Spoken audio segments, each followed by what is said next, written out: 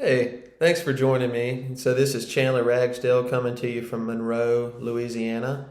And I am wanting to talk to you today about the value of podcasts in school. So, to start, podcasts, they're just a great resource that, people are using every day as it is. And it's going to be something that children in the future are going to be exposed to, later in life, whether it's high school, college, or after college. And so, I don't see why we can't start using the platform now, even as low as elementary schools. And so podcasts are valuable for many reasons, but one I'm going to talk about right now is the fact that they're expendable. You can do a lot with podcasts, and it's free pending you have some equipment. And I know Chromebooks are funded by local state governments and a lot of school districts already.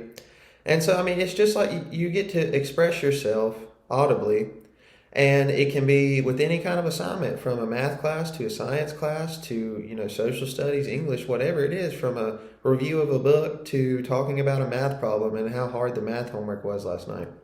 And so students get to be creative and in a free way that not only they can do at school, but they can also do at home. But another thing that it's valuable for is teachers are able to use it. And it's really a bigger resource for teachers. Because I know, being in the classroom at times, that teachers, say something, and then the student's like, well, I didn't hear you say that, or I missed that, I was asleep. I didn't hear you say we had homework, right?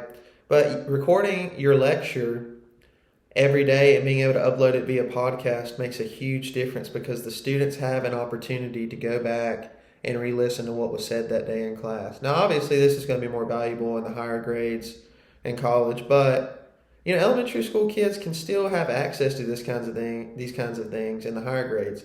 So, I think really at any age level, with the appropriate amount of usage and direction, that podcasts can be beneficial.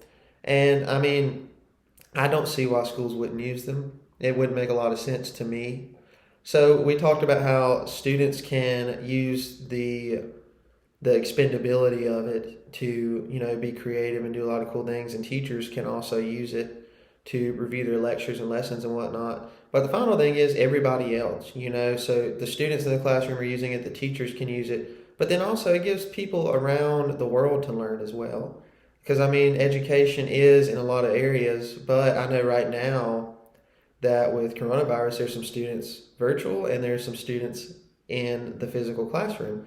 These virtual students can have a way to connect with the physical students right off the bat by maybe exchanging podcasts once a week. That could be a cool assignment. Or the virtual student has an opportunity to listen to what the teacher said in class and do the homework if they're not able to come to school via podcast. So instead of having to use a completely separate online platform, they're still getting the curriculum from the classroom.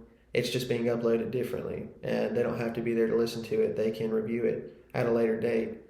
And so, it helps those around you. There might be a child that, needs that kind of extra help. It could be a tutoring podcast. It could be, whatever it is, it's going to help people around you. People are going to get something out of it.